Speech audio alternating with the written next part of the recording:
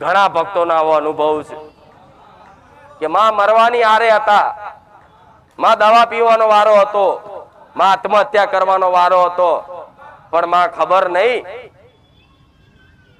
તારા ધોમનો અમને ચમનો ભેટો થઈ ગયો અને તારા પારે આયા અને તારા પારે આવી અને એક વિશ્વાસ મેલ્યો અને વિશ્વાસના આધારે માં હું મરવાનો હતો ને પણ હું આજ લોકોને જીવન જીવતા શીખવાડું એવો થઈ ગયો છું.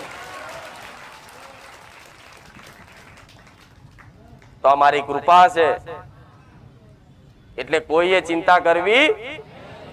આટલી ગેરંટી જો હું લેતી હોય તો પછી બીજું શું જોઈએ કહો. કોઈ ગોડાઓ કશું ફેદવાની જરૂર નહીં, કોઈ પૂછવાની જરૂર નહીં, કોઈ દોણા નાખવાની જરૂર નહીં, કોઈ જંતર મંતર વારણ કારણ કરવાની જરૂર. સીધો ને સરળ ઉપાય બતાવ્યો છે, સીધો ને સરળ ઉપાય બતાવ્યો છે. બસ ખાલી મોની લો કે માતા સ. શંકા થતી હોય ને મનમાં કે હોય કે ના હોય તો એ શંકાને કે કદાચ કાઢી નાખવાની કે ના આ તો મારું મન વિચારે છે, પણ માતા તો જગતમાં પહેલા હતી, અત્યારે છે ને આગળ ભવિષ્યમાં રહેવાની.